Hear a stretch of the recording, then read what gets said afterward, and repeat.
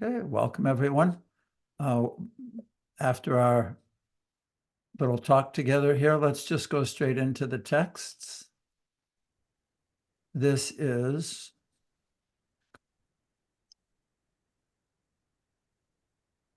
April 2024, lessons 2 and 3, continuing discussions of Krishna's babyhood and childhood activities. One of the main themes that we discussed briefly last week in a commentary by Vishwanath Chakravarti Thakur was that these childhood pastimes and baby pastimes of Krishna, when he was extremely young, not even walking yet, barely walking, learning to walk, at times he would still show his omnipotency, his supreme power and Aishvarya of opulence. But at the same time, it didn't diminish the sweetness of his baby and young childhood personality in relating to his mother, his father, the other people in Vrindavan. It's the only incarnation that manifests such sweetness. Of course, Balaram, but Ram, Nrsimha, Varaha, Matsya, Kurma, Parasuram, Buddha, Kalki, none of the other known avatars, none of the other avatars have this unique quality of such sweetness, as we'll hear as we progress in understanding who is Krishna, the Supreme Personality of Godhead, and source of all other incarnations. So keep that in mind as we enter these texts. Sami, you want to pick somebody to read? And we'll start here with this beautiful pastime. It's nice to see you here. Manvantar, would you like to begin for us today?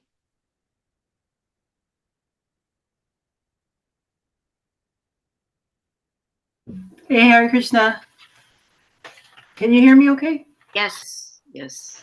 Okay, Srimad Bhagavatam, Canto 10, Chapter 7, Text 18 and 19.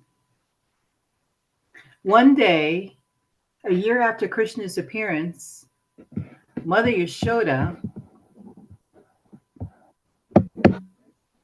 was patting her son on her lap, but suddenly she felt the child to be heavier than a mountain peak, and she could no longer bear his weight. Feeling the child to be as heavy as the entire universe, and therefore being anxious, thinking that perhaps the child was being attacked by some other ghost or demon, the astonished Mother Yashoda put the child down on the ground and began to think of Narayana.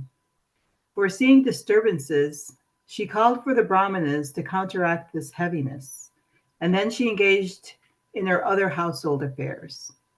She had no alternative than to remember the lotus feet of Narayana, for she could not understand that Krishna was the original source of everything. Purport.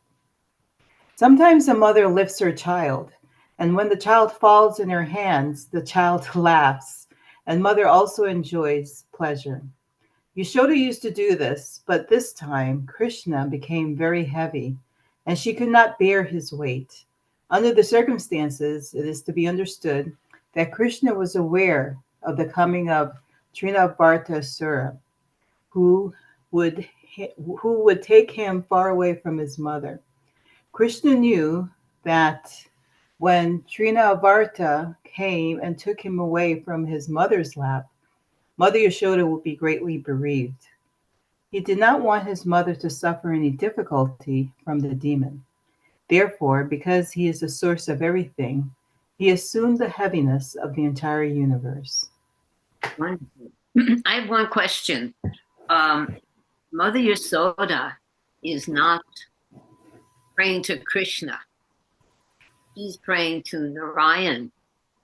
What does that indicate? Narayana is their household deity, is he not? I thought he was. Yes. Their household deity. That's true. But in a sense, she's also praying to Krishna. She's not praying to Krishna, her son, but she's acknowledging the supremacy of God, Krishna, through Narayana. Good. So we see that the Brijbasis even though they're very familiar with Krishna, they are very religious people. To get the Supreme Personality of God as your intimate associate, as your son, as your relative, this means that they are the topmost worshippers of Vishnu, of the topmost manifestation of the Supreme Personality of Godhead. So she's putting her baby down and she's praying to Narayan. This indicates that she is a great devotee. She is the greatest of all devotees, because Vrajavasis are worshippers, great worshippers of the Supreme. That's what I thought. Any other comments on that, Pati? No, that's fine. I found it very interesting what you're sharing, because in a sense, like, they have accumulated all spiritual, security possible, and they have an intimate relationship with Krishna, so much so that they are covered by Yoga Maya. But within that covering of Yoga Maya, there seems to be, like conditioned souls praying to Narayan. Yeah. And that's really very interesting, that it's almost that they are losing touch with all their credit as being qualified to be eternal associate of the Lord, to come to our level in some ways of needing to pray to Narayan. I found that very fascinating. Yeah, that's another side. That's another side of the same thing. Another point is that you cannot become so intimate with Krishna. You can't have that benediction to be his mother or his intimate associate if you are not the topmost religious person, right? So before you forget all of that, you have to know it all. It has to be you. You have to be so pious and religious, so that your whole life is worship of the Supreme Lord. Then you get an opportunity to be friendly with him. Right? Very nice. Okay, shall we go on? Malini, would you like to read? Thank you, Manvantara.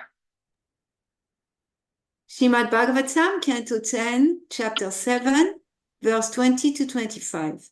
While the child was sitting on the ground, a demon named Trinavarta, who was a servant of Kamsa's, came there as a whirlwind, as Kamsa's instigation, and very easily carried the child away into the air. Covering the whole land of Gokul with particles of dust, that demon, acting as a strong whirlwind, covered everyone's vision and began vibrating everywhere with a greatly fearful sound. For a moment, the whole pasturing ground was overcast with a dense darkness from the dust storm, and Mother Yashoda was unable to find her son where she had placed him. Because of the bites of sands thrown about by Trinavarta, people could not see themselves or anyone else, and thus they were illusioned and disturbed. Because of the dust storm stirred up by the strong whirlwind, Mother Yashoda could find no trace of her son, nor could she understand why. Thus she fell down on the ground like a cow who has lost her calf, and began to lament very pitifully.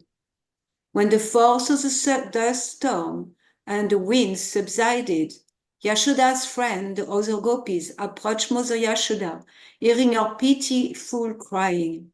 Not seeing Krishna present, they too felt very much aggrieved and joined Mother Yashoda in crying, their eyes full of tears. Wow. So is this a description of Mahamaya at work or Yoga Maya? Anyone?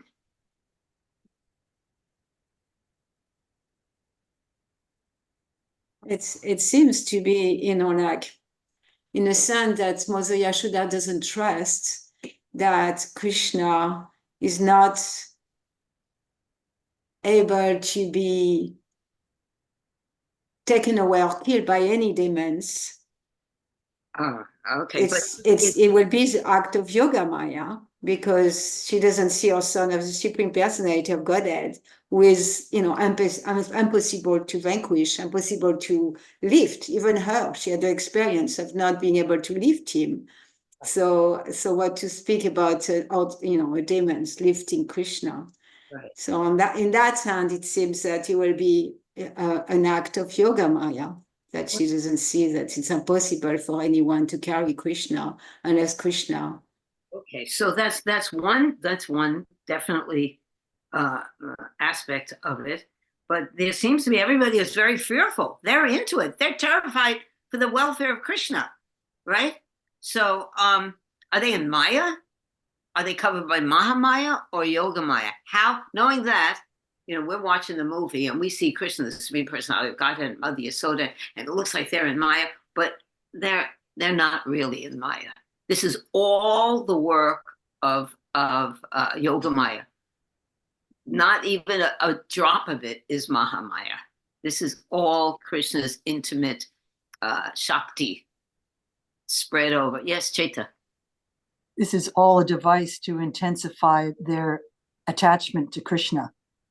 Yeah. And display it. Yeah. What do you think about that, Hati? I would disagree Oh, that it's entirely Yogamaya, because the demon and the potency that he's been invested with from a demoniac point of view to kill and kidnap Krishna on behalf of Kamsa, although ultimately everything is Yogamaya in Krishna's Leelas and can be seen that way, his power, his animosity, his intention to hurt and kill Krishna was not yogamayically motivated, although he's part of the Yogamaya Leela, because everything is.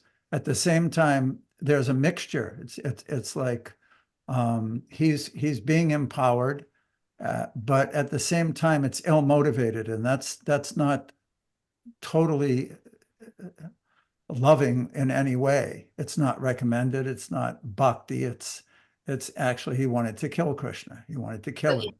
but So what? there's some Yogamaya involved. Obviously, it's all under the umbrella. Otherwise, just as Malini was saying and Chetamayi was saying, he couldn't even be in the presence of Krishna. That couldn't possibly happen unless Yogamaya was also conducting the entire affair. But from his point of view, we can't say that, oh, Trinavarta and all the other demons are just instruments of Yogamaya.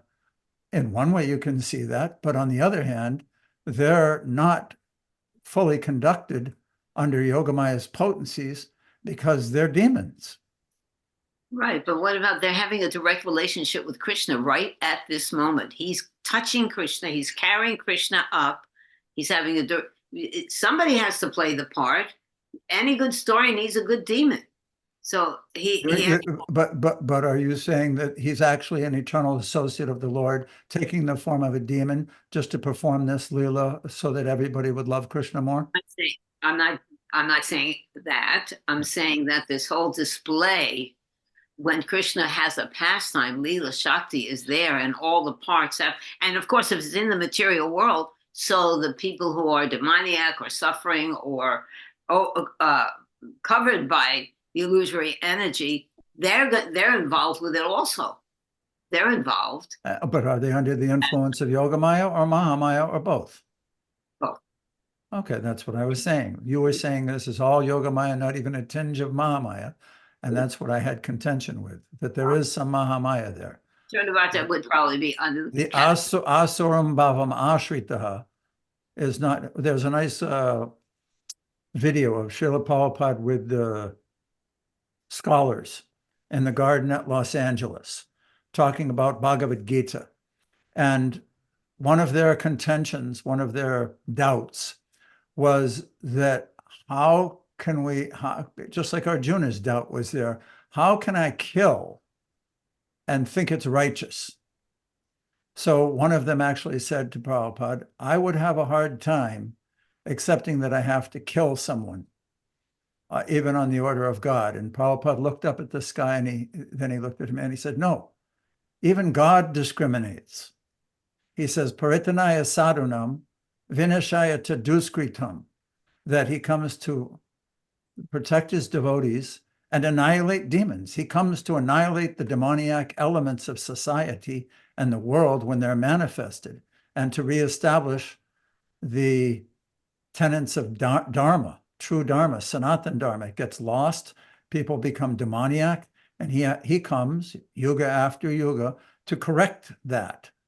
So although that's under Yogamaya's potencies that he does that, it doesn't mean that the demoniac elements which become prominent in the world are also Yogamaya's direction. Thank you. Thank you. Well, Krishna. fine tuning.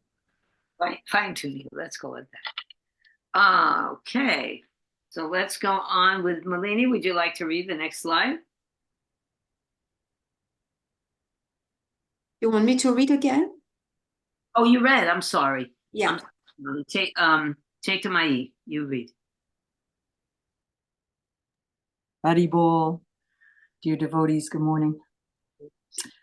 Srimad Bhagavatam 10:7-26. Having assumed the form of a forceful whirlwind, the demon Trinavarta took Krishna very high in the sky. But when Krishna became heavier than the demon had to stop his force and could go no further. Purport. Here is a competition in yogic power between Krishna and Trinavartasura. By practicing mystic yoga, asuras generally attain some perfection in the 8 siddhis, or perfections, namely anima, lagima, mahima, prapti, prakamya, ishitva, vashitva, and kama vasayita. But although a demon may acquire such powers to a very limited extent, he cannot compete with the mystic power of Krishna. For Krishna is Yogeshwar, the source of all mystic power. When Mother Yashoda was carrying him, he became so heavy that his mother, who was usually accustomed to carrying him, could not bear him and had to place him down on the ground. Thus, Trinavarta had been able to take Krishna away in the presence of Mother Yashoda. But when Krishna, high in the sky, assumed the Mahima siddhi, the demon, unable to go further, was obliged to stop his force and come down according to Krishna's desire. One should not, therefore, compete with Krishna's mystic power. Okay. Involved. What's your take on that? It's an example for all of us. We just need reminders all the time, because we get intoxicated with our own powers as demons do. We get intoxicated and we think there's nothing that can stop us. So it's good in a very graphic way for Krishna to illustrate for all time here in the pages of Srimad Bhagavatam that we got to know our place. And if we don't know it, Krishna is real good at putting us in our place. Indeed. Rehabilitation. There was a nice point brought out in the forums. It's nice that a lot of devotees, several devotees, are doing research to find out what different acharyas say about the different demons, and they're representing various anarthas. And this one was brought out, I think Ian was the one who brought it out first. Maybe Premananda's also been writing on that, about how the demon Trinavarta, it represents the pride that follows and goes along with becoming an erudite scholar, good in debates, mental and philosophical discussions, how that pride swells in a conditioned soul. So Chaitanya, your point that we require to be cut, that pride needs to be cut down. There are millions of different kinds of pride, even the pride of knowing something and thinking you know it better than others is a subtle form of pride. So thank you for that. It's true. It's necessary for Krishna to come and show his supremacy, because ultimately to know anything, we have to surrender to the Supreme Lord, although he gives knowledge and forgetfulness to everyone. This pride really creeps up on us very subtly, and we don't even know that it's happening. So the only preventative measure is to stay in devotee association, constant Shravanam and Kirtanam. Otherwise, the world is going to tell you, oh, you're a big shot. Nice. That's also why it's recommended to associate with other advanced devotees, because a devotee that's constantly surrounded by neophyte devotees and people glorifying him or her and, you know, associating with their disciples all the time, practically exclusively, that can also cause havoc. Thank you, Prabhu. Another point that you brought up, Patti, while we were reading this section, was that Trinavarta, when he actually wanted to pick up Mother Yasoda also in the whirlwind. He wanted to pick both baby Krishna and Mother Yasoda, and Krishna made himself real heavy so that Mother Yasoda had to put him down from being taken away in the whirlwind in the sky. Didn't you? Yes, we saw that in Vishwanath Chakrabarti's commentary, that he came with the intention to take both. Krishna knew that, and therefore she put him down so that she would be separated from him and he wouldn't have an opportunity to take her as well. Whereas if she was holding him, he could have picked both of them up. And in this way, although it appeared like he was separating himself, he was protecting her. Same thing as we progress through the 10th canto, we'll understand that this was one of the other reasons that Krishna left Vrindavan, because it was just being so attacked, and he was concerned for the well-being of the Brijbasis, knowing that Kamsa was continuously attacking, trying to get to him, which would also cause them great disturbance and difficulty. Hare Krishna. Okay. This is so deep, really. Manvantara, would you like to read?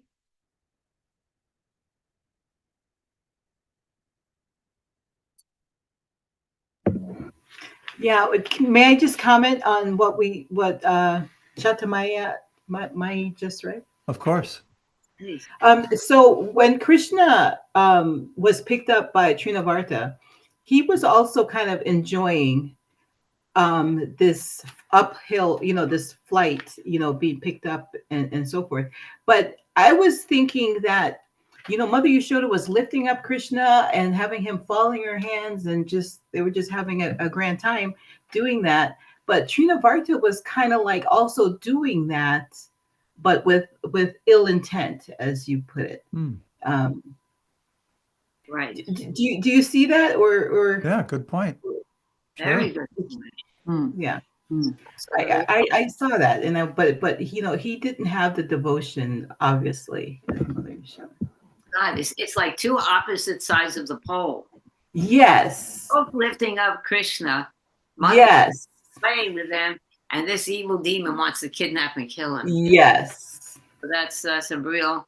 We learn in Krishna consciousness. We see these poles a lot. The real bad and the real good. It's really very good observation. I have a question about what we just said. Okay. How Putana, because she gave a pleasure to Krishna that was similar to the pleasure of the mother, she was delivered because of that. So from Manvantara's Prabhu's comments, we could see Trinivarta also is giving pleasure to Krishna the way Mother Yashoda was giving pleasure Mm. by lifting him up and even giving him even a bigger ride, because Prabhupada said the mother, kind of lift the baby in the air and bring back, but the ride he had with Trinavarta was so much better. It was like going all over, and still I don't know if there is anything that Srila Prabhupada said about the deliverance of Trinavarta. I'm just like putting that. Better. He might have been. It was so much better in one way, but there was no love on Trinavarta's side. So it's But on really, Putana either. Putana didn't have any love, or maybe she had a moment of love. That's what saved her, and we don't know. But I don't know if yeah. Trinavarta had even a moment.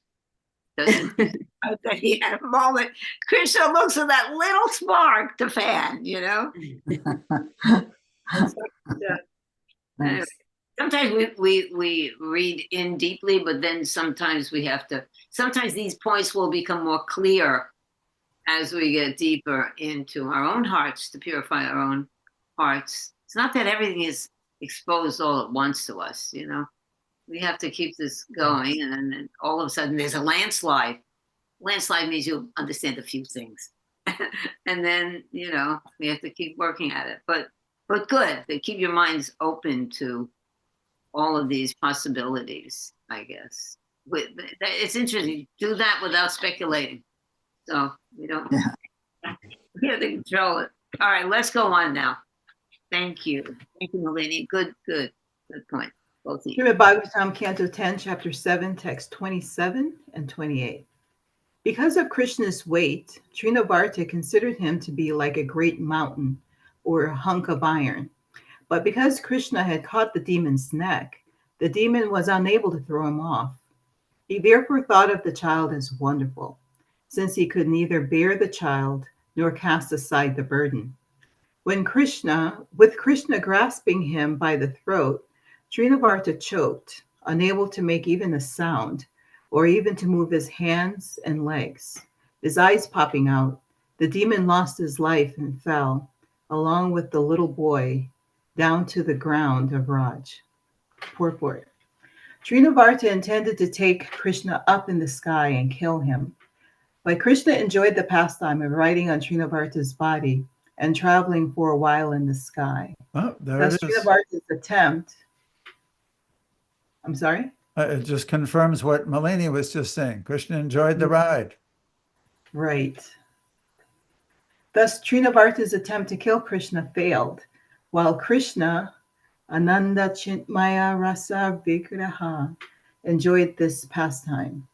Now, since Trinavarta was falling because of Krishna's heaviness, he wanted to save himself by throwing Krishna off from his neck, but unable to do so because Krishna held him very tightly. Consequently, this would be the last time for Trinavarta's yogic power. All right. Comment. Do you have a comment, Manvantara? Sounds like something happened to Sama's audio. Oh, no, sorry. Thank you.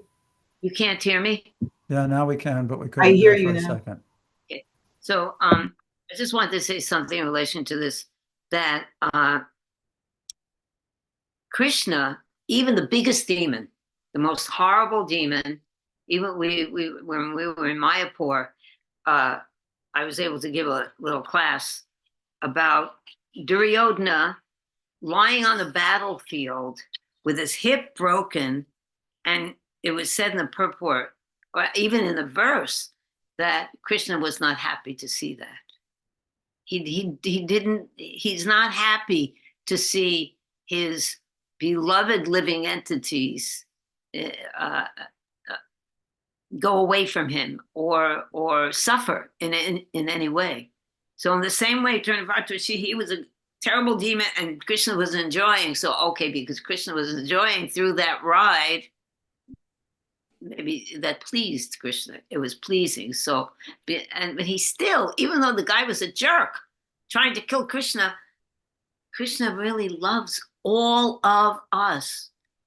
I mean, if he loves a demon, just see how merciful and so loving he is to those who are actually trying to become devotees. You know, that gives me a little faith. You know, that Krishna is really, if he's loving them. It's not that people are lining up. Of course, we're trying to make devotees all over the world, but it's not that everyone's knocking the door. I remember when we just joined, I knocked on the door at on Henry Street, knocking, and then someone opened the door and I collapsed there. You know, Prabhupada, he said, "Be quiet, Prabhupada's in the next room." But it's not that people, so many are knocking on the door, "Let me in." So Krishna's looking at us. He really is. He's looking at our endeavor. You know, how can he help that? You know, so even this demon, he gives some mercy to. Okay, that's all. Okay, so Amitar, thank you. And Melina, you read. Look at these nice feet. Is that a beautiful picture? So sweet. Enough for many lifetimes of meditation. Go on, Melina. Text 29 to 31. While the gopis who had gathered were crying for Krishna, the demon fell from the sky into a big slab of stone, his limbs dislocated, as if he had been pierced by the arrow of Lord Shiva, like Tripurasura. The gopis immediately picked Krishna up from the chest of the demons and delivered him free from all inauspiciousness to Mother Yashoda. Because the child, also taken into the sky by the demon, was unhurt, now free from all danger and misfortune, the gopis and cowherd men, headed by Nanda Maharaj, were extremely happy. It is most astonishing that also this innocent child was taken away by the Rakshasa to be eaten. He has returned without having been killed or even injured. Because this demon was envious, cruel, and sinful, he had been killed for his own sinful activities. This is for the law, and this is the law of nature. An innocent devotee is always protected by the Supreme Personality of Godhead, and a sinful person is always vanquished for his sinful life. Go on reading the next slide, the purport. Purport. Nanda Maharaj and the gopis and other cowherd men could not understand that Krishna was the Supreme Personality of Godhead playing as a human child, and that his life was not in danger under any circumstances. Rather, because of their intense parental love for Krishna, they thought that Krishna was an innocent child and had been saved by the Supreme Lord. One of the processes of surrender is that one should simply depend on Krishna, convinced that he will give one all protection. That Krishna will protect his devotees is a fact, and Nanda Maharaj and the other inhabitants of Vrindavan accepted this very simply. Also, they did not know that the Supreme Lord himself was present before them. There have been many instances in which a devotee like Prahlad Maharaj or Dhruva Maharaj had been put in difficulty even by his father, but has been saved under all circumstances. Therefore, our only business is to become Krishna conscious and depend fully on Krishna for all protection. That is it right there. That's That it. is it. That's it. Okay, Comment? that's it. I mean, this one paragraph describes what we were talking about perfectly. You know, do you want to go back to the slide, Patti? And Malini, what do you think about this?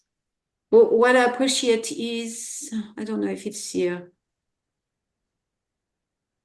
So that, you know, like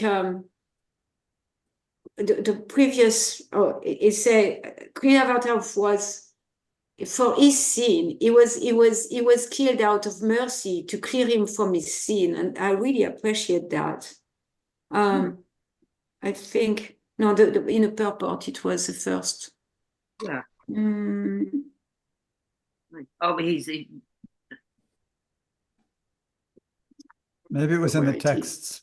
Because Maybe this it is was only in a the review. text. Yeah. That it was, you know, like, so like in terms of the mercy to Trinivarta, by being killed by Krishna, in a sense, all these sinful reaction were taken away. So that's mercy and that's love. And it's unconditional love no matter what. But then the inhabitant of Vrindavan, you know, it's just like, they're so in love with Krishna that they are not capable of seeing Krishna as the supreme personality of Godhead.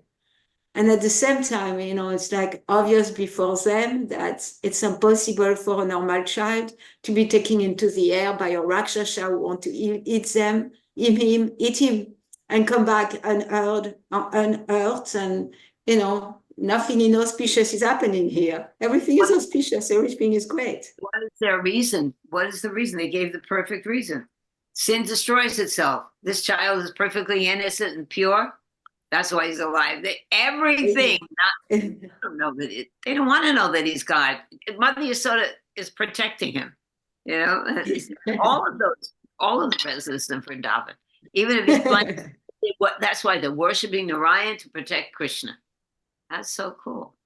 Yeah, and because the child is so pure and he's a devotee of Krishna, of course, Narayan is going to protect him, because the Lord say he will protect his devotee, like Dhruva Maharaj Prabhu was saying earlier. That's his duty. He's killing the demon and protecting his devotees. And for us, our only business is to depend on Krishna. And Sharanagati, like really fully knows that Krishna is my only protector. Good. And Pati, why don't you tell about what we read, how Trinavarta stands for pride. And if we surrender to Krishna and we depend upon him for protection, then it helps, it destroys our own pride. Can you talk about that? We had talked about that earlier, Sam. We had that talk. Just a few slides ago, we discussed how he represents that demon. I just came from India. I'm sorry, but it's probably talking again. Thank you. We'll move on. I'm sorry. And it's interesting what, I don't remember the name of the devotee.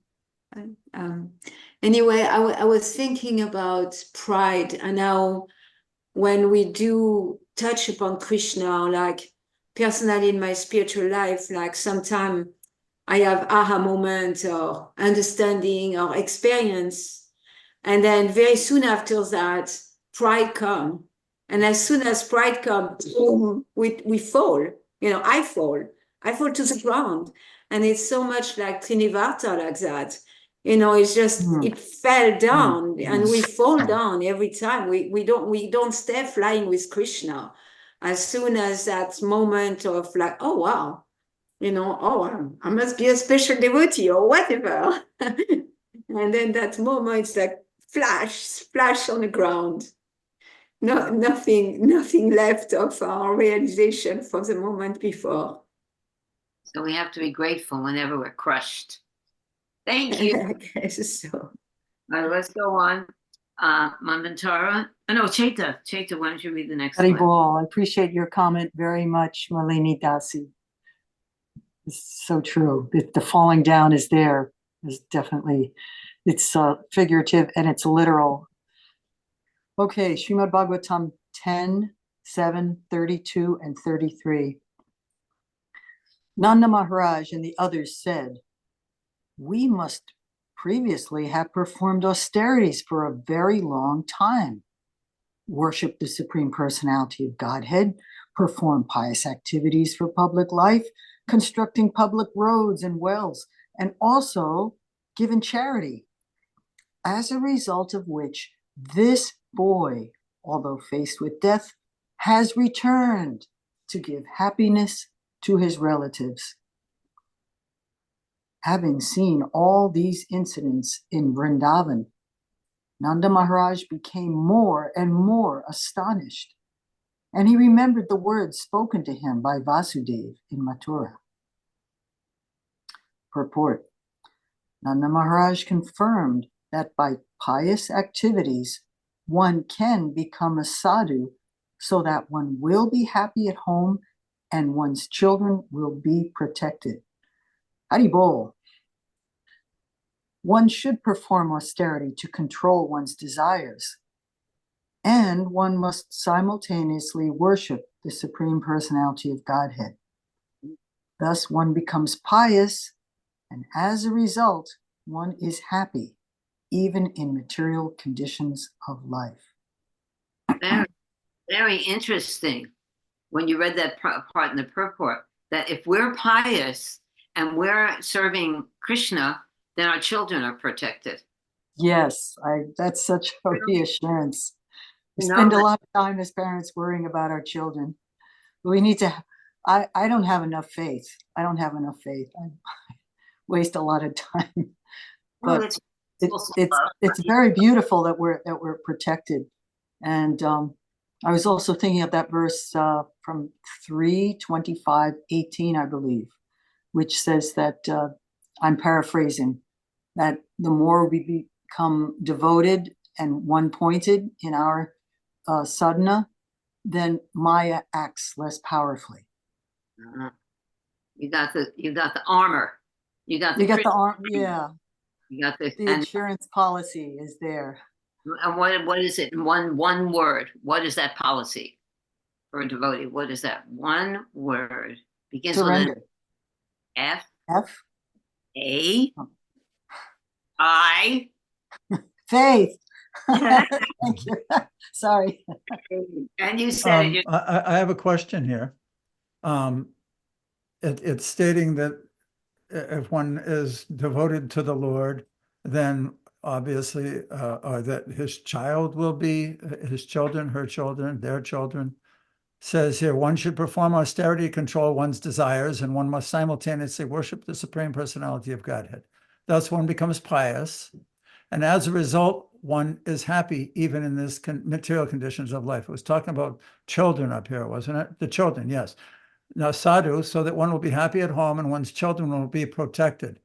But we see at the same time, we've seen it in our lifetime, that sometimes the children are not protected, apparently, and great havoc comes into their lives.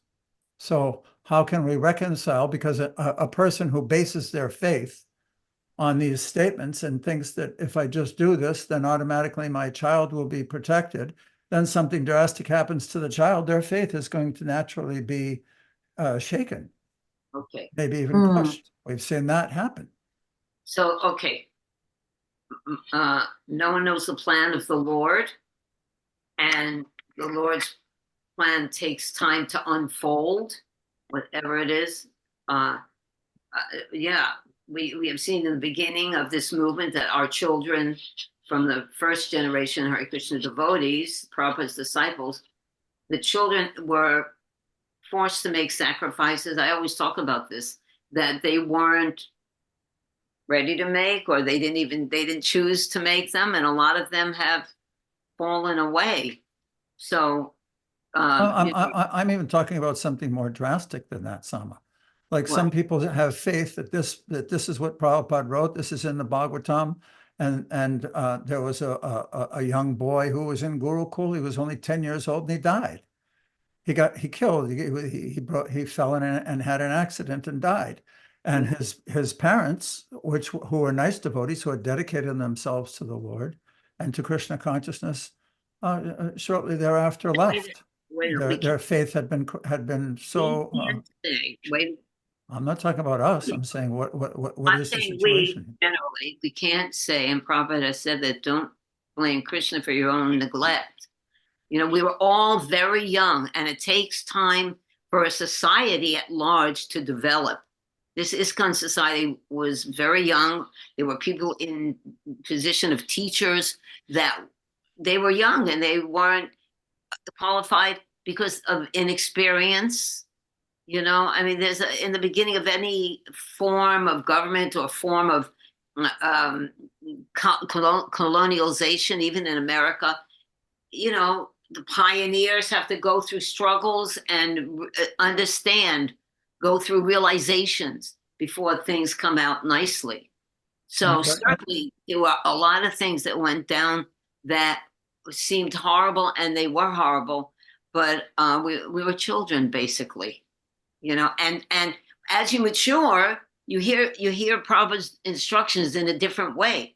Prabhupada gave us instruction, and we think that our understanding of it when we were 20, and now we're over 70, that's the complete understanding. If I may, you're stretching this topic to a place that is not really what I'm focusing on here. This is the statement I'm talking about. Nanda Maharaj confirms that by pious activities, one can become a sadhu, so that one will be happy at home and one's children will be protected. I'm not talking about the abuse or things of that nature. There's a kernel of truth in this that I'm trying to focus Maybe- on. Yes, someone I'm have some. thinking how when one become a pure devotee is serving 7 generations before and 7 generations after. So by becoming a sadhu doesn't mean necessarily that the children will be protected from the material energy or their own maybe karma, but maybe it will mean that they will be protected on a bigger picture of their spiritual life being protected, of, maybe even regardless what they will do in this lifetime, that because of the austerity and sacrifice of the parents and the purification of the heart of the parents, then they will get the credit of that in their spiritual bank account. Good point. Really good point. We think in terms of one life. Yes. Actually, things that we do. I mean, you see a child, that poor boy at 10 years old, he died in the Yamuna. He drowned. What happened? I mean, there had to have been some great leap forward in spiritual life. Things happen and we don't understand them fully. Taking that line, this is where I wanted to go with it. Taking that point of view, that this is not just our lifetime. Nanda Maharaj, who obviously had performed great austerities in his past life, and he's seeing that his son was protected due to some of that. In the same way, when something goes wrong with our children, we can understand that we, and also them, have performed misdeeds in our past. And those are also part of the accumulation of our happiness and distress. Everyone has their happiness and distress in life. That's destined. So humility and acceptance of that can also be part of the overall understanding and way that we process things that happen in life. That's basically where I wanted to go with it, acknowledging that these may be due to our past misdeeds, rather than blaming somebody, just like that bull when Parikshit Maharaj was speaking with the bull who beat him and said, "Who has done this?" He said, "That's very difficult to say exactly who did this, because there were so many different factors involved that bring about a result, a function." So I just wanted to kind of focus on that. That it's in our best interest to always act piously and properly, because if we don't, we really don't know how that's going to, what the ripple effect of that in our and others' future. Haribol, so Prabhu, you're saying we need to be accepting of our prarabdha karma. Oh, very good. Yes. Yeah, it's a big part of life. And a lot of the times when somebody's suffering so terribly, it's extremely difficult to go down that path and try to explain that to them. Here we are, and it's almost impossible, and probably not the best path at that particular time. We've seen it has a negative effect rather than a realization at the time. People become very disturbed and offensive if you tell them these kind of things at the wrong time. Another thing is that sometimes, because we're on a spiritual path, we're trying to understand eternity, Sat and Asat simultaneously. We're going through things that, okay, it could be our karma, and there's a reason, and there's horrible things that happen in the world. And then even though we're being pious now, something happens to our children. I mean, and then it's hard to separate the spiritual and the material, and that's also where faith comes in, and hearing from a self-realized soul who can help us divide the two. So just because we become devotees, it doesn't mean that we're exempt from the torments of this world. I mean, if you go outside without an umbrella, you're going to get wet.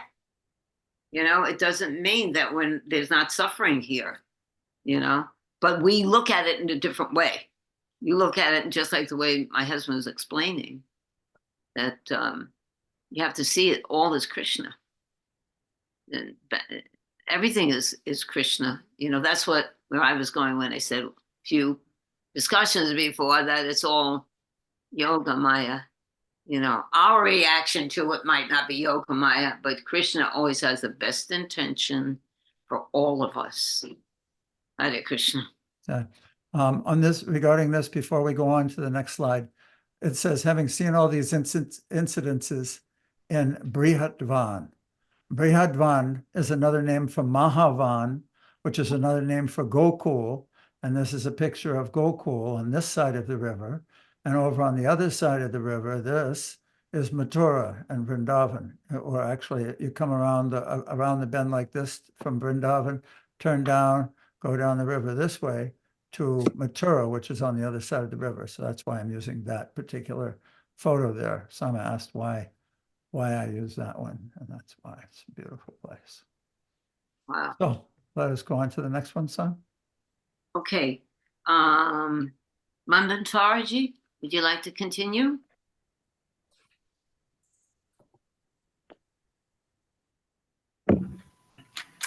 Text 34 through 37. One day, Mother Yashoda, having taken Krishna up and placed him on her lap, was feeding him milk from her breast with maternal affection. The milk was flowing from her breast, and the child was drinking it. O King Pariksit, when the child Krishna was almost finished drinking his mother's milk, and Mother Yashoda was touching him and looking at his beautiful, brilliantly smiling face, the baby yawned, and Mother Yashoda saw in his mouth the whole sky, the higher planetary system, and the earth, the luminaries in all directions, the sun, the moon, fire, air, the seas, islands, mountains, rivers, forests, and all kinds of living entities, moving and non-moving.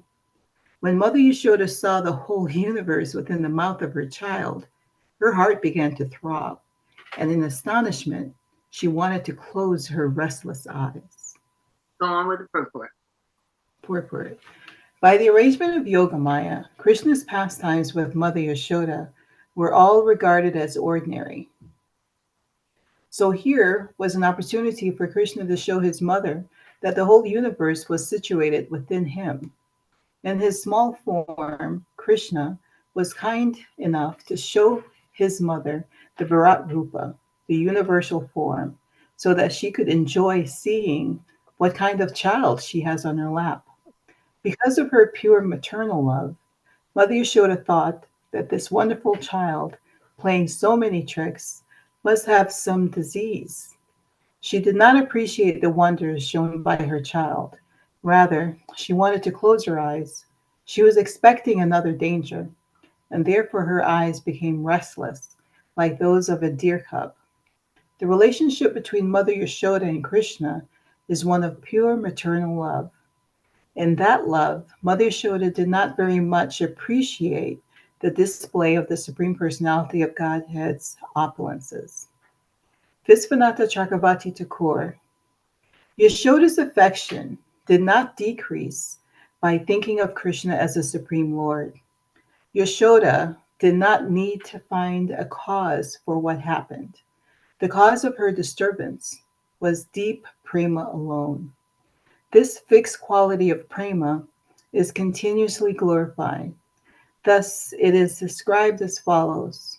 The energy of the Lord occasionally appeared to test Yashoda, but she made that energy a servant of her prema.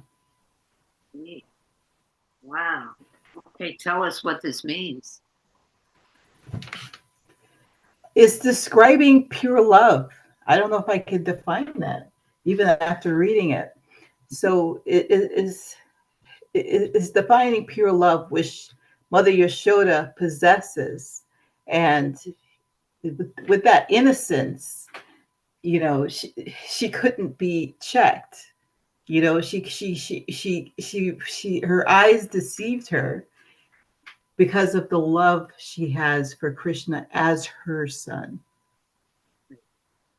Well, that's wonderful. It's so strong. Yeah. So I always refer to Sachimata and Jagannath Mishra, the parents of Lord Chaitanya. They're in the same mood. That's actually Nanda and Yasoda. So they're in the same mood. Nanda Maharaj says, he may be the Supreme Personality. I mean, not Nanda Maharaj. Jagannath Mishra says he may be the Supreme Personality of Godhead, but he still has to go to school. I think that's like really cute. It's so sweet. It's like he's totally absorbed in the bhav. You see some miraculous thing that your child is doing. Okay, but he has to come and eat dinner. You know, it's so intimate and sweet. So in order to do that, you have to be the topmost devotee of God before you get to chastise Krishna or have an intimate relationship with him like that. Anyone else before we go to the next chapter? Pati, something to add? Unmute. Just one thing, that this is one pastime where we see that Krishna showed the universal form of the Lord to Mother Yasoda. And it's interesting to note this is the end of the chapter, and the next chapter is called Lord Krishna Shows the Universal Form Within His Mouth. That happened a second time, just for everyone's reference. It happened twice. So now we can continue with this next chapter. Okay. So who read last? Manvantara. Manvantara read last. Malini?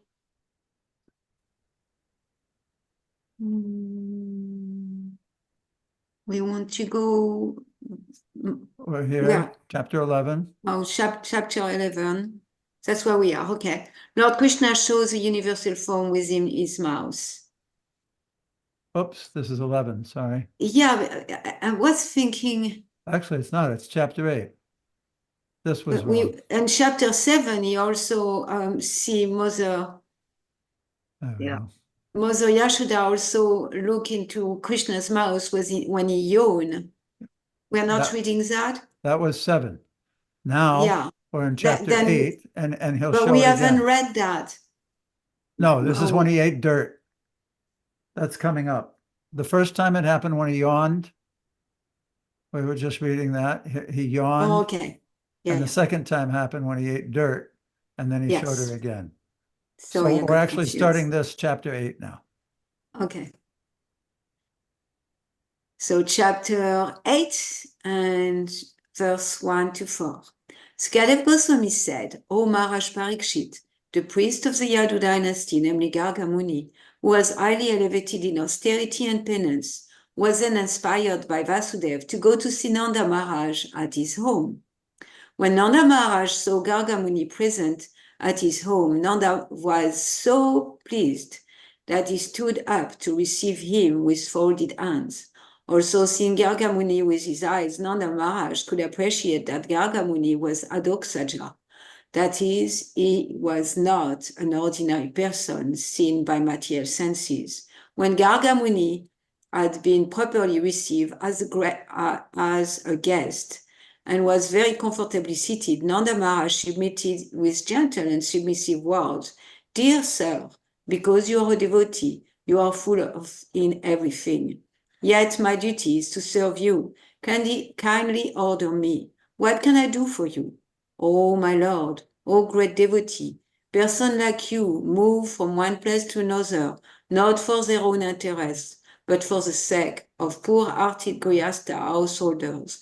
Otherwise, they have no interest in going from one place to another. Purport by His Divine Grace A.C. Bhaktivedanta Swami Prabhupada. Nanda Maharaj could understand that Garga Muni had come for this purpose, and that his own duty now was to act according to Garga Muni's advice. Thus he said, please tell me what is my duty. This should be the attitude of everyone, especially the householders.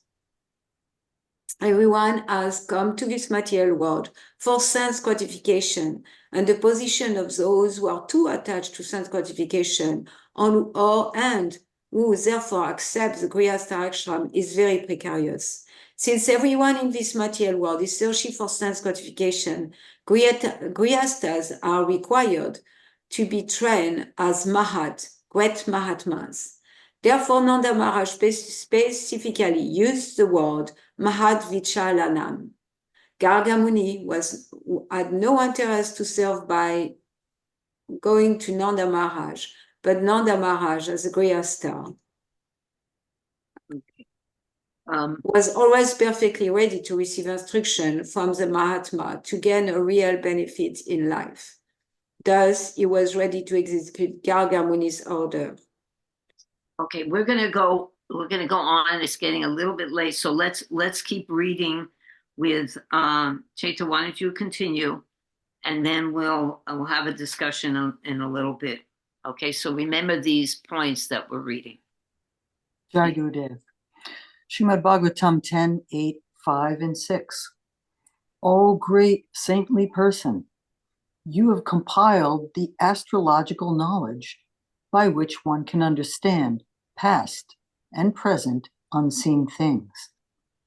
By the strength of this knowledge, any human being can understand what he has done in his past life and how it affects his present life.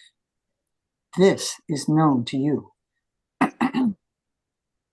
My Lord, you are the best of the Brahmins, especially because you are fully aware of the Yoti Shastra, the astrological science.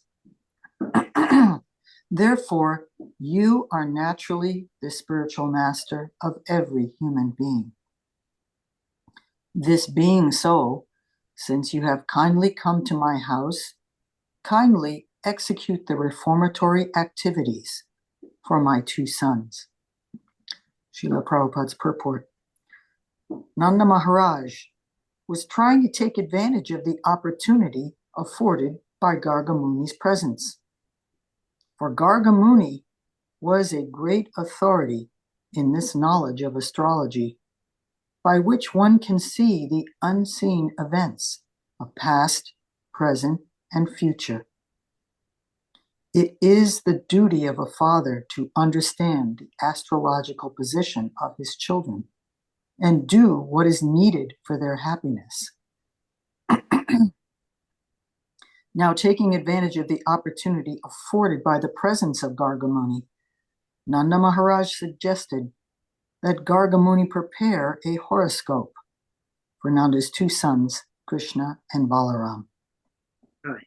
So we're going to continue reading, but I want everyone, after you've read, think about what you read, and you can write. I'm always noting down different points.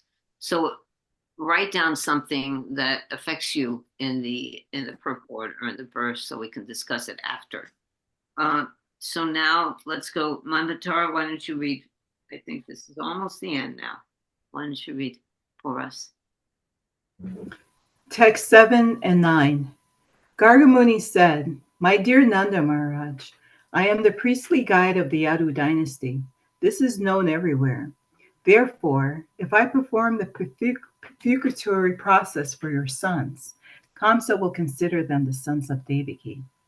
Kamsa is both a great diplomat and a very sinful man. Therefore, having heard from Yogamaya, the daughter of Devaki, that the child who will kill him has already been born somewhere else, having heard that the 8th pregnancy of Devaki could not bring forth a female child, and having understood your friendship with Vasudeva, Kamsa, upon hearing that the purificatory process has been performed by me, the priest of the Yadu dynasty, may certainly consider all these points and suspect that Krishna is the son of Devaki and Vasudeva. Then he might take steps to kill Krishna. That would be a catastrophe. Purport. Kamsa knew very well that Yogamaya was, after all, the maidservant of Krishna and Vishnu, and that although Yogamaya had appeared as the daughter of Devaki, she might have been forbidden to disclose this fact, Actually, this was what had happened. Gargamuni argued very soberly that his taking part in performing the reformatory process for Krishna would give rise to many doubts, so that Kamsa might take very severe steps to kill the child. Kamsa had already sent many demons to attempt to kill this child, but none of them had survived. If Gargamuni were to perform the purgatory process, Kamsa's suspicions would be fully confirmed, and he would take very severe steps. Gargamuni gave this warning to Nanda Maharaj. Wow. This is really okay. This is the last slide. Malini, would you like to read? Write something down, Manmatara, that you think is. Srimad Bhagavatam 10:8-10. Nanda Maharaj said, "My dear great sage, if you think that your performing this process of purification will make Kamsa suspicion, then secretly chant the Vedic hymns and perform the purifying process of second birth here in the cowshed of my house without the knowledge of anyone else, even my relative, for this process of purification is essential." Purport. Nanda Maharaj did not like the idea of avoiding the purificatory process. Despite the many obstacles, he wanted to take advantage of Gargamuni's presence and do what was needed. To take advantage of Gargamuni's presence, Nanda Maharaj wanted to perform the Namakarana ceremonies, even secretly, without any gorgeous arrangements. Therefore, the opportunity for purification should be regarded as the essential duty of human society. In Kali Yuga, however, people have forgotten the essence. In this age, people are all bad and unfortunate, and they do not accept Vedic instruction to make their life successful. Nanda Maharaj, however, did not want to neglect anything. To keep intact a happy society, advancing spiritual knowledge, he took full advantage of Gargamuni's presence to do what was necessary. Our degraded society has become within 5,000 years. The human life is obtained after many, many millions of births, and it is intended for purification. Previously, a father was eager to give all kind of help to elevate his children, but at present, because of being misguided, people are prepared even to kill to avoid the responsibility of raising children. Wow. Okay, so that's the end of our the verses that we'll read. This is really. Anybody have anything to comment? Let's start on the when Nanda Maharaj was talking about astrology. Anybody have something to say about that? It's very reassuring to read Prabhupada's endorsement of Vedic astrology as being a tool for understanding ourselves. And he's also recommending that parents check their children's horoscope as well. And I've always been a fan of astrology. I understand that it's not deterministic, and it's also a material science, but it really helps one to understand forces that are happening in one's life. Good. And Important, very important. Yeah, I agree. Yeah, and just like if somebody has a tendency to be a farmer, and that's considered to be like a Vaishya, he wants to take care of cows, or somebody wants to be has a leadership quality, or somebody is Brahminical. These are things that are inherent in the nature that we're born with. So, and astrology will help is in the same way. You can't you can't neglect the astrological situation of the planets, which help to understand a person and the relationship with the world. And you can't also neglect the natural propensity one has to perform a certain duty.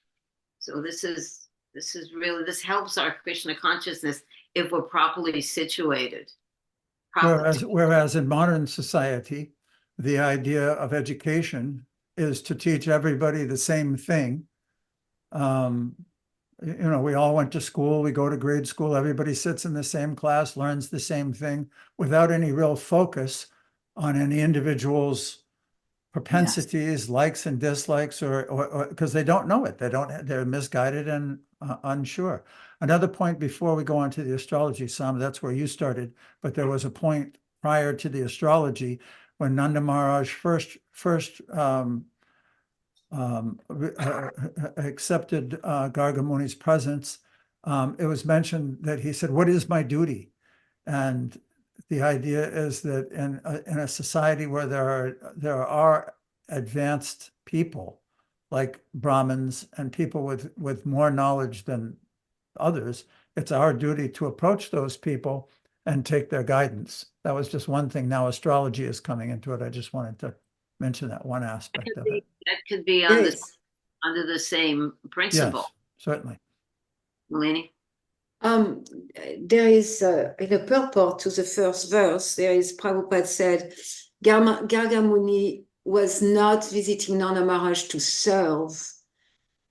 And so I stumbled upon that. Like I couldn't on one hand, the sages, they only visit householder to serve. So why he said not to serve? I did not get that. Humility, Nanda Maharaj's humility. Well, no, it's in a purport. Yeah. Srila Prabhupada said Garga Muni had no interest to serve by going to Nanda Maharaj. But Nanda Maharaj, He did. as He a reactor, was traveling always. on his own. I think he's not traveling for his own purpose. When a mendicant goes from place to place, it's not for his own purpose. And when he goes to a householder's home, it's not for his own purpose to beg a meal. He's coming Well, to. but it is to serve them. My understanding is that Garga Muni would go to a householder to serve them, enlighten them in transcendental knowledge. I think the way you're reading it, Yeah, he says Malini, is he Yeah. has no interest to serve. That no means personal no interest. selfish interest. He is going to serve. It doesn't mean he's not going to serve. He has no self-motivated interest to serve by going to Nanda Maharaj. Oh, I see. No personal interest. That's how Right, not that I he read had- it wrong. Yeah, Okay. yeah, it's just the way Okay. that English was used in that particular sentence. It's a Okay, little thank you. odd, I sure. no personal interest to serve. He Yes. was. No, he was there to going serve. there. He, as we will read later, he was asked to go there by Vasudev to do this purificatory. So certainly Yeah. he did have some purpose, but it wasn't a selfish interest to serve. Yeah. And it's so interesting that Vasudev chose to still have the purificatory process done, even knowing the danger Mhm. that it Well, will he also bring. He also trusted that Garga Muni would have the intelligence to know how to make that adjustment. Mhm. Which is another really point that in the last section that we read also, that the purification process is essential process for human beings. So yeah. It is essential, right? Yes. Okay. It's interesting. As we were reading it, I thought of a couple different instances in our modern day where people don't think that it's so important. One is to install the deity. A lot of people will think that I can just have a deity at home and I don't really have to install it. He'll just be there because, we'll put him there. And that's partly there. But Nanda Maharaj, it's pointing out, and we're supposed to follow the bridge buses and follow their example. He was extremely, what did it say? He didn't like the idea of avoiding a purificatory process. Despite the many obstacles, he wanted to take advantage of Garga Muni's presence and do what was needed. And the other one is initiation by a bona fide spiritual master. A lot of people play with that one way or another as well. But there's a system, and Garga Muni's Nanda Maharaj is very dedicated. So He always, if you read, we're reading Gopala Champu now, he's always performing these ceremonies and festivals and Vedic rituals and following Vedic civilization so closely. It's incredible. And also Srila Prabhupada instituted the marriage ceremony, because in the Good Western one. world, Yes. and, like Another one. that wasn't Yes. there, and that's a purificatory process Yes. too. Yes, it is very good. And that's, people didn't think of very seriously or that it's very important. And Prabhupada make it so, like he was so strong about it. What ceremony did you say? Marriage. Marriage ceremony. Of course. You know what? The basic foundation is commitment. When you get the deity installed, that means you're making a commitment in your life to serve the Lord for the rest of your life. What the heck? That's you. Hello? Hello. You see me here? Yeah. This. Thomas devices. Anyway, my device, I lent it to my daughter, so I don't know what she did on it. Anyway, see, what was I saying? Come on, I have a We good were reason. talking about commitment. Commitment. That's the whole point. The whole point, we get the deity installed to make a commitment to serve Krishna for the rest of our lives, inconvenient or convenient. That's not part of it. You take initiation to follow the instructions of your spiritual master. Carte blanche. That's it. You commit yourself. So these purificatory processes give us a direction and a commitment in life. If the deity is not installed, if you're not, if you don't make a commitment to chant your rounds, or you don't take it that seriously, and you make a commitment to the fire, you make a commitment to the Brahmins, to the spiritual master, to the deity. I mean, this is big stuff, and that molds our life, right? So that's important. Commitment. I think that you can put in that under that category. Also, it's interesting here. You mentioned in front of the fire, in front of everyone. That's certainly part of it. But here, Nanda Maharaj is enthusiastic to do it, even without anybody knowing.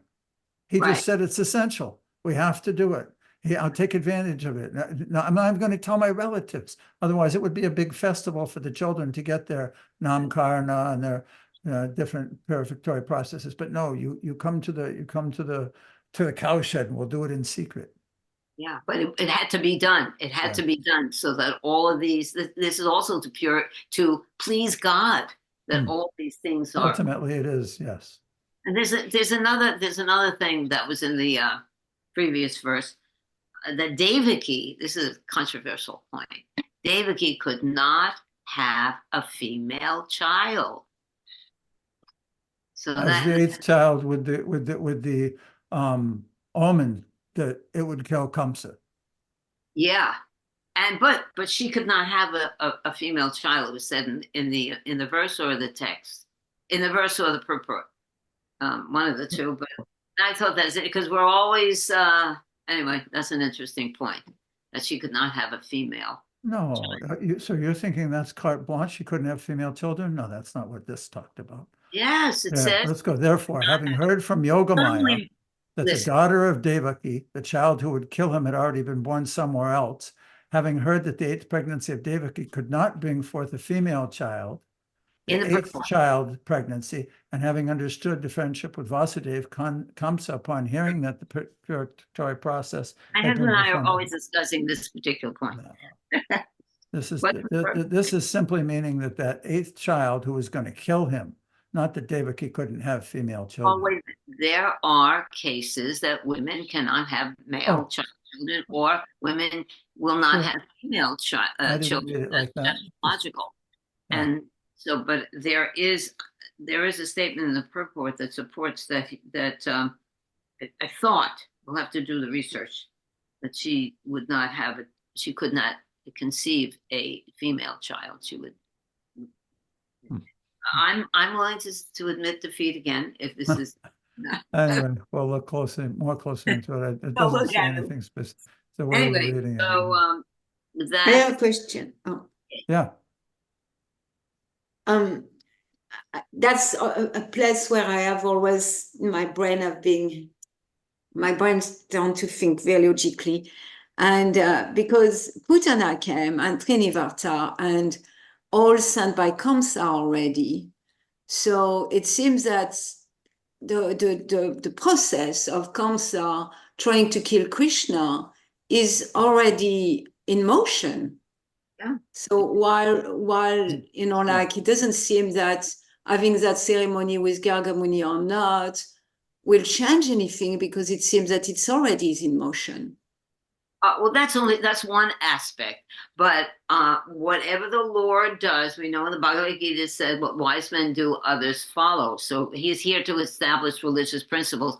This is one of them, to the purificatory process that is essential for human beings to undergo this. Krishna is showing the example of this. Yeah, I think what that- I'm saying is that why hiding it, since, you know, like, the only explanation I had in my mind is that Gargamuni, who is a sage and should know everything, doesn't know that Kamsa already is Oh, he sending knows. the demons, and Nanda Maharaj is thinking also demons come, but he doesn't know they are coming from Kamsa. But, Everybody you know, knows. like, They know everything, and also Krishna is creating this pastime Yeah. for many different purposes. Keita? But I agree that you said what I was going to say, just that Gargamuni is in the position to instigate and push forward this Leela. So he's sitting Yeah. there with Nanda and he's giving him personal recommendations. Yeah. Let's go forward with this to Yeah, help the Leela happen. Right. This is like top secret stuff.